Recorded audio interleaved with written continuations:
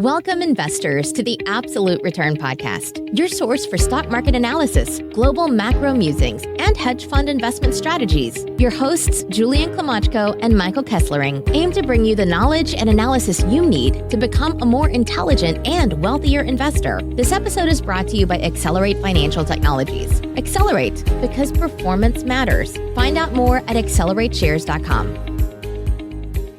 Welcome, everyone, to the Absolute Return Podcast. On today's show, we welcome special guest, Stanford AI Researcher Dr. Mohammad Rasouli. Mohammad helps funds to realize the benefit of artificial intelligence for alternative asset investment by providing AI education and tailored AI strategy, and by implementing the proprietary InvestAI technology. These include using AI for both alpha generation and operational efficiency, including deal sourcing and insight, fundraising, portfolio transformation, investor communication, and marketing.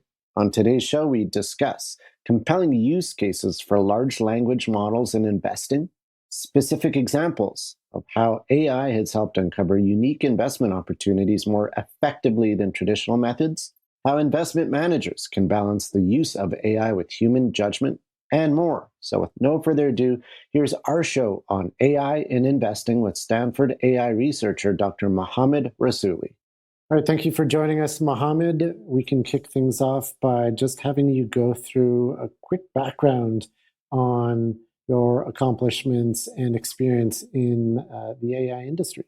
Thanks, Julian. It's great to be with the Absolute Return Podcast. I did my PhD in electrical and computer engineering, and I was doing that dual degree with economics. My research was on using AI and algorithms for marketplaces, particularly the investment markets. I continued working in Microsoft, and then I was in McKinsey, where I was from New York office, first working with due diligences for private equities. Then I was managing the AI transformation for major funds. I exited McKinsey and came back to Stanford about 10 months ago, where I continued that research that I'm doing on AI for investment. But also I started with a group of my Stanford PhD friends with experience in the industry. We started AIX2 with the vision of transforming alternative investment with AI.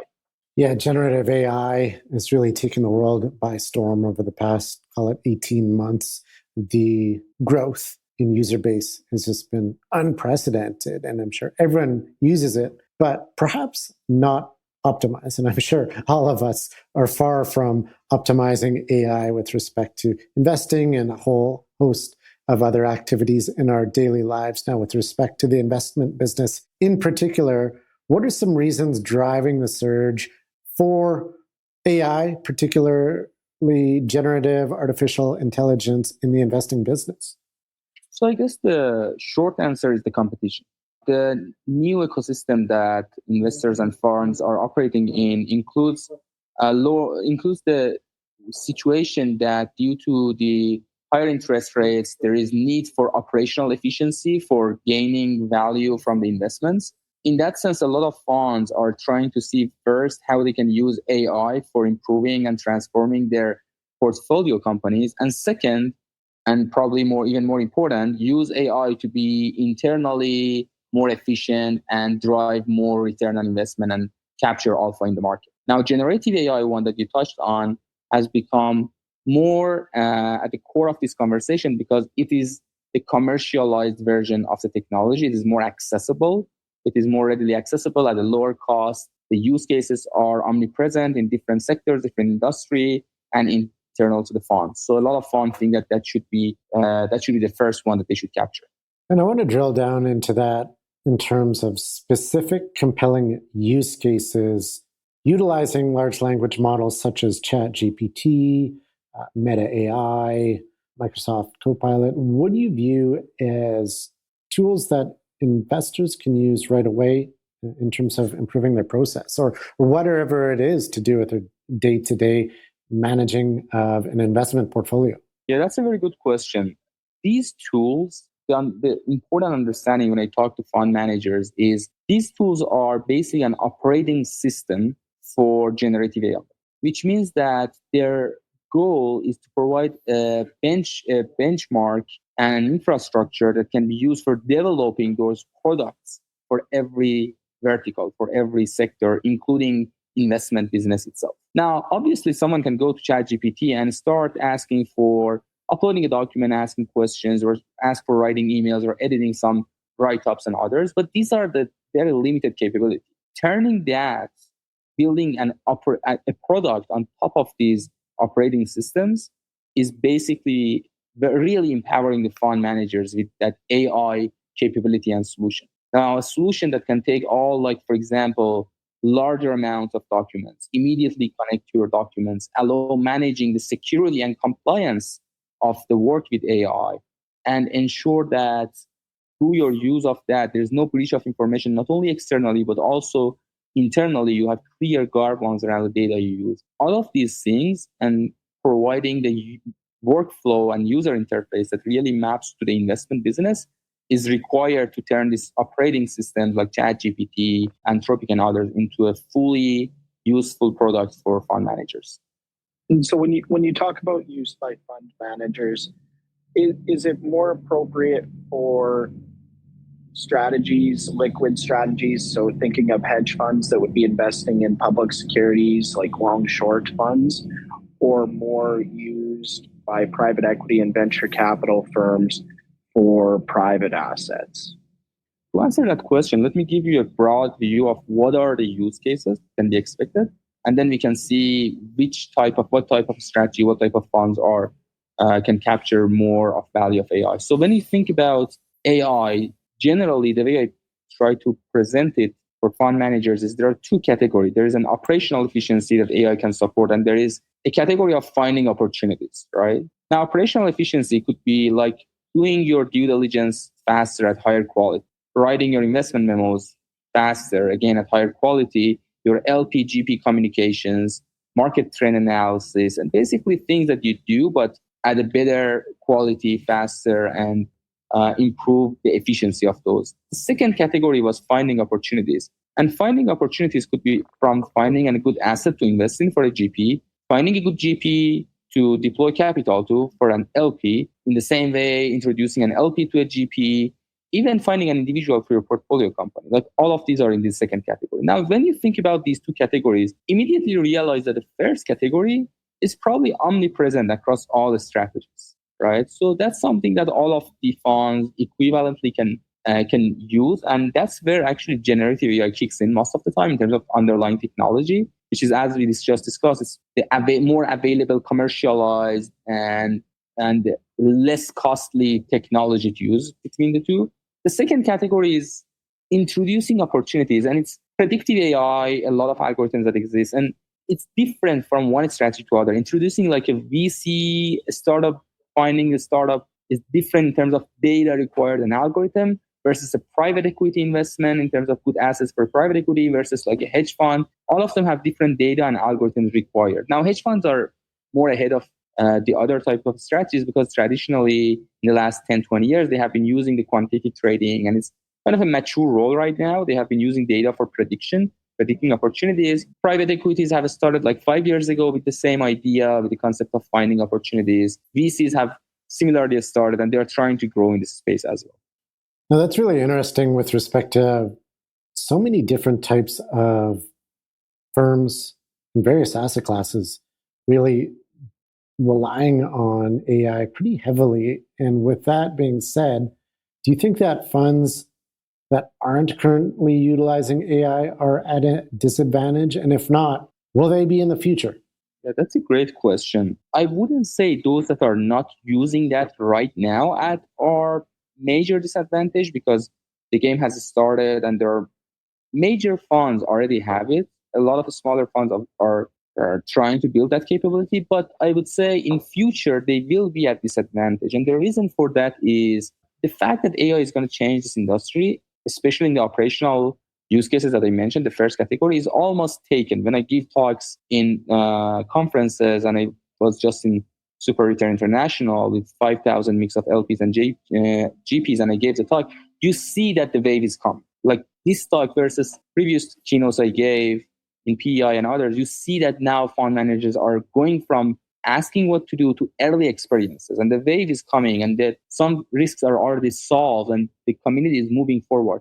So the future is going to be different, and it's going to be faster probably than what most people think. We do this Stanford AI X2 survey study with fund managers, that in that, one of the questions we ask the fund managers is, when do they think AI will really change this industry? And it's getting closer and closer. So some, like right now, the answers we get are in the next 2-3 years. So now why a fund will be a disadvantage if it doesn't start now is because AI takes time to learn and implement. So if a fund wants to have AI driven, there is some transformation that is cultural and learning the way to do AI in a unique way and build that culture, find those use cases and go step by step from smaller use cases to more complete set of use cases. That takes time. The example I often give is, if you don't have a Tesla car and you want to have a Tesla car, you can buy it now or a year from now, and then you immediately have it. But if you want to have AI, if you start a year from now, there's some time that you should spend just learn the ropes and the strings, clean your data, get your infrastructure ready, find your ways of doing that. And there are reports that show 70% of AI adoption in the fund is actually that cultural part, more than like just finding the solutions. So I'd like to double click on that for those that have not yet incorporated AI into their funds, take a mutual fund or private equity fund, venture capital. Where should they start? Like, what's the easiest place to begin incorporating AI into their investment process and kick off that whole strategy of, entering the future of fund management? So it's two questions underlying this decision you make. Number one is, what use cases that should be put first, and start from there. And second is how to build that capability, right? When it comes to the first question, I think between the two camps I mentioned, operational efficiency and finding opportunities, I think it's, for majority of the funds, a strong majority is the first one, which is operational efficiency, because you want to use from use cases that are easier to implement, faster to gain, lower cost, and higher chance of success and easy adaptation, and build that strong AI adaptation culture in the fund, right? All of these naturally are more apt for generative AI and operational efficiency. And even within operational efficiency, all the use cases that I mentioned, like finding this intelligence from documents, doing your due diligence, market trend analysis, writing your reports, investment memos, and others. These are things that really generative AI has improved now. And with some augmentation with human in the loop, it can save a lot of time. It can save more than 80%. That's what 80% time saving is, at least what we hear from those funds that work with us. So that's, I guess, is almost for majority of the funds. Now, the second question you asked is how to develop that capability. Like mega funds and big funds historically started to have data science team in-house, and they're like increasing the size of those, and they're making like great algorithms and others. And then how do the other funds approach the problem, how to catch up, especially smaller funds? Now, reality is that having a data science team is challenging in the sense of, first of all, the talent is short in the market for data scientists, those who can really drive state-of-the-art AI research, because the AI is a moving target, and it's not like something that you build and it works with the strong R&D that should keep going. And hiring those Stanford PhDs and others is like just naturally costly, but also it takes time to build these things if funds want to start. And just as an investor, becoming a software development firm is something they should learn. So all of these are things that drive funds to start looking for solutions ready available in the market.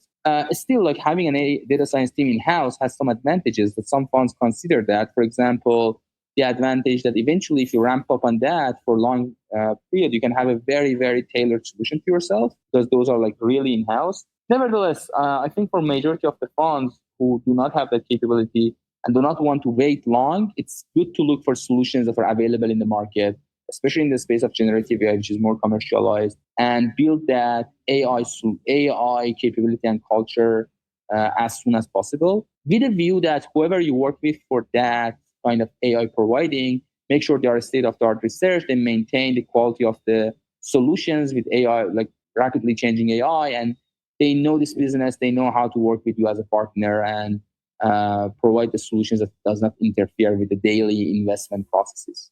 Now, from a practical perspective, you mentioned kind of the two main use cases. Number one, operational efficiencies, whether it's, efficiently writing an investment memo or various communications, just utilize a large language model. Gen AI can come up with something very quickly. And then the second point, finding investment opportunities, I'm sure is a lot more intriguing to professional investors. I did read a research report that came out last month with respect to ChatGPT and forecasting earnings per share. And the research indicated that these large language models could in fact predict earnings per share on average better than human consensus. Now, that being said, have you seen any specific examples on how AI has helped uncover unique investment opportunities or to help navigate markets more effectively than traditional methods? There are many examples. There are especially mega funds who have these internal AI solutions. And sometimes I talk to many smaller funds who have developed something and they claim they were able to find opportunities that otherwise they wouldn't find in the market. I know like EQT Motherbrain discusses that they have found more than 10 investment opportunities that they exited successfully by now. And it's purely AI driven. There are many other AI native funds that try to be fully end-to-end driven by AI. There are funds who give like the voting opportunity in the investment committee to AI. So there are many examples of success, but there's also this interesting paper, which is Stanford and MIT, and it shows that in the business school, shows that they gave tenured investors information and asked them to predict the S&P 500 closing in 100 days. And they did the same with junior investors, which are obviously less experts in the space of predicting the market. But also they empowered them with some AI tools as well. And then the mix of AI and junior was outperforming the senior investors. So these are signs that AI can really help investment decisions particularly. Right. And with that, AI as a tool, do you think the best approach in the future would be like hybrid human or man and machine, or would it be AI just taking over and humans are sort of relegated to the back office?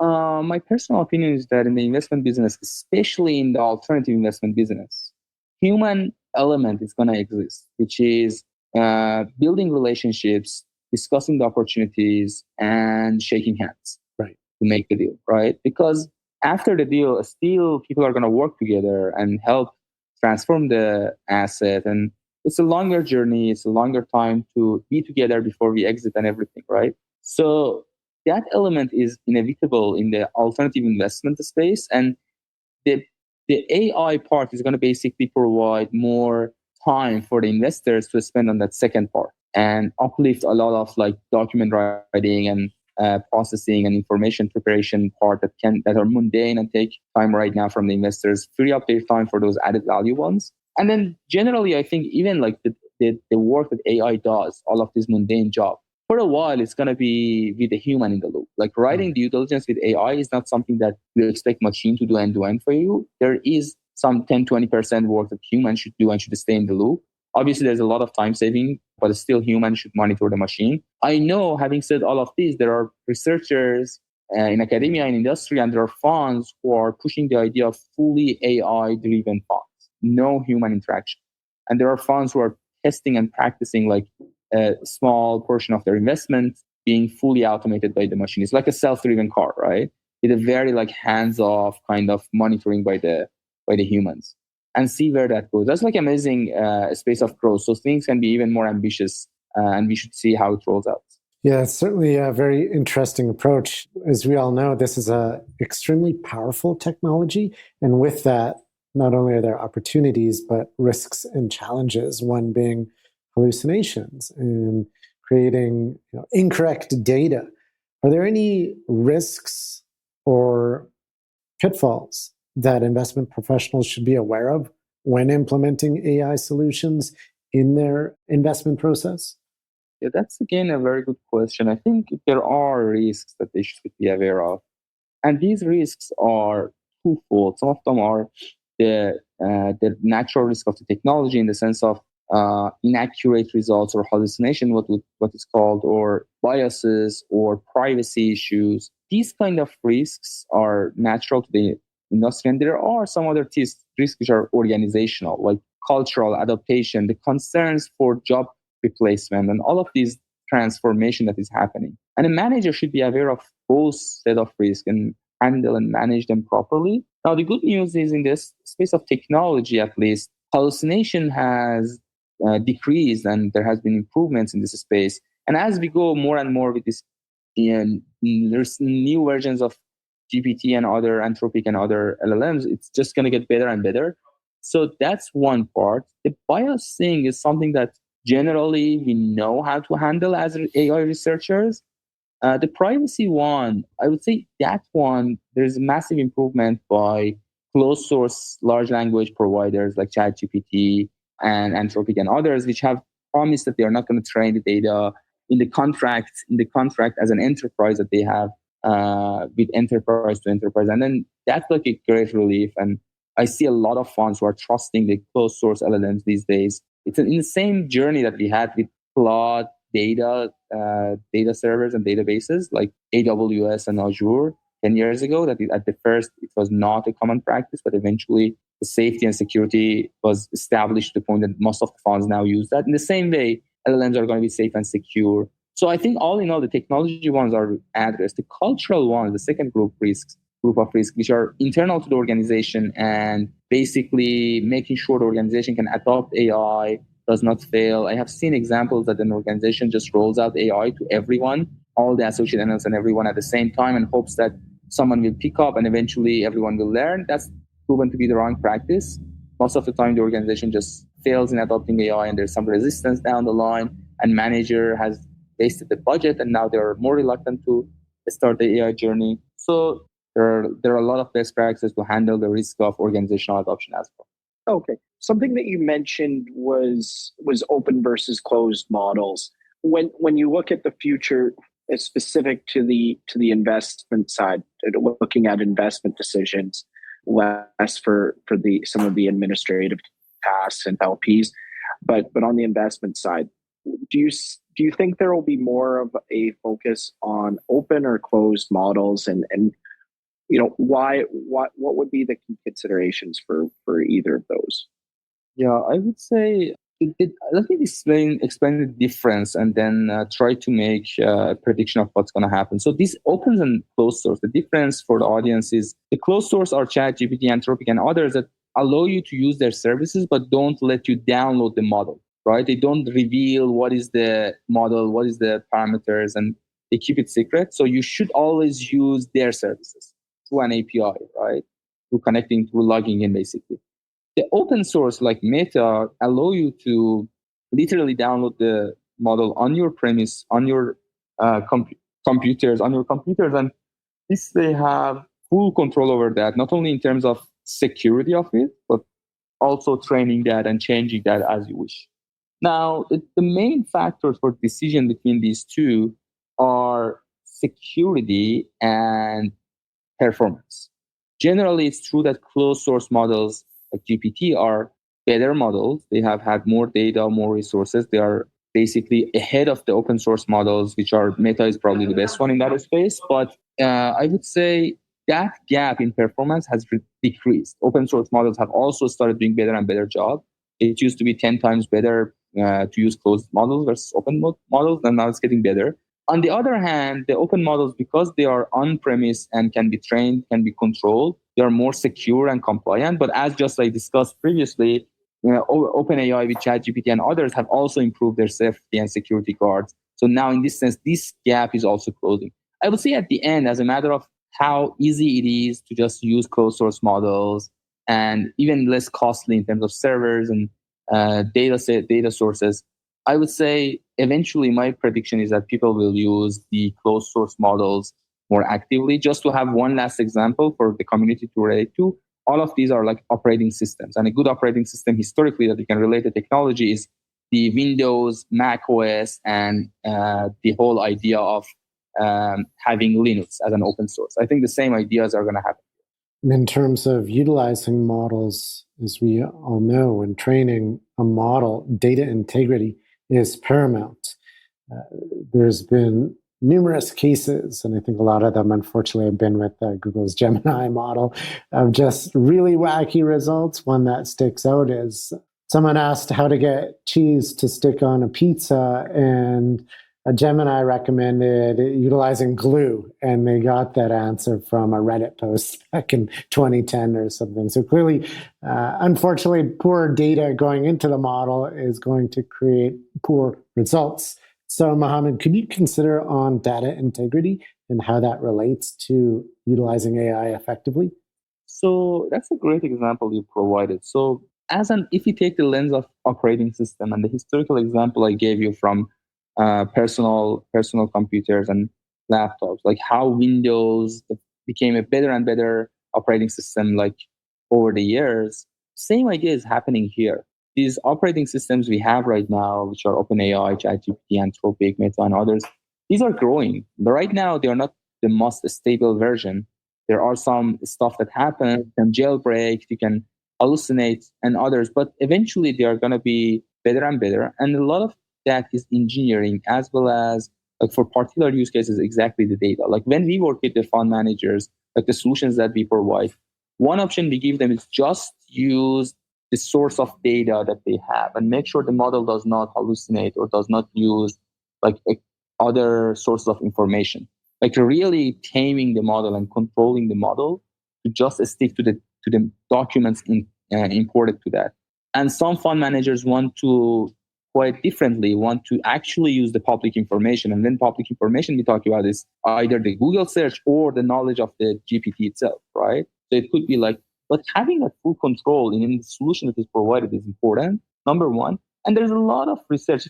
Actually, if you go to the academic circles right now, like in Stanford, for example, major research on AI is AI alignment these days. Like that's now the topic. And AI alignment is basically means that make sure AI is doing the job that it's asked to do and doesn't do alternative task, alternative job. If it's targeted to use certain set of input to do a due diligence on a certain asset, it should not use its own information on previous news, previous trend data to generate information that are irrelevant to this case. That's really good advice. Now, Mohammad, prior to wrapping things up, I wanted to finish it off with more of a practical question for professional investors in the midst of increasing adoption of AI technologies in the industry. What new skills and roles do you foresee becoming essential in the investment management sector? That's a good question. So the answer to that is slightly different for a junior investor and a senior investor. An associate and analyst that starts his career right now should make sure that he's capable of using these new tools that come out with AI. And he's able to really quickly grasp what AI tools are, what they do, and stay on top of the work, because these tools are going to be quickly coming to the business. There are going to be new versions of them, and they're going to be really time saving. So if an associate analyst comes with a learning, open mindset for learning these tools, it's going to help him a lot for staying on top of the work and be competitive in this space. At the same time, for fund managers, it's important that you start like using AI to, first of all, have a more efficient investment, boost the productivity of your team, hire those top talents, which now all of those associates and analysts want to work somewhere that appreciates AI and works with AI.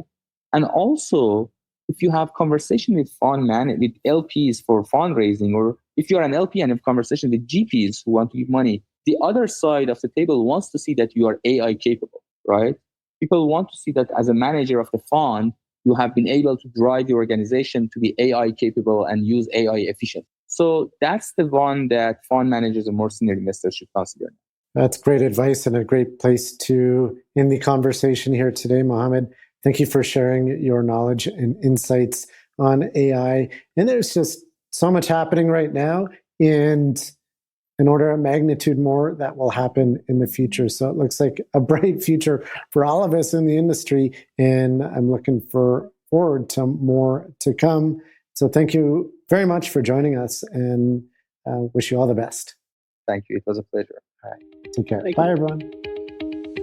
Thanks for tuning in to the Absolute Return Podcast. This episode was brought to you by Accelerate Financial Technologies. Accelerate, because performance matters. Find out more at accelerateshares.com. The views expressed in this podcast are the personal views of the participants and do not reflect the views of Accelerate. No aspect of this podcast constitutes investment, legal, or tax advice. Opinions expressed in this podcast should not be viewed as a recommendation or solicitation of an offer to buy or sell any securities or investment strategies. The information and opinions in this podcast are based on current market conditions and may fluctuate and change in the future. No representation or warranty, expressed or implied, is made on behalf of Accelerate as to the accuracy or completeness of the information contained in this podcast. Accelerate does not accept any liability for any direct, indirect, or consequential loss or damage suffered by any person as a result of relying on all or any part of this podcast, and any liability is expressly disclaimed.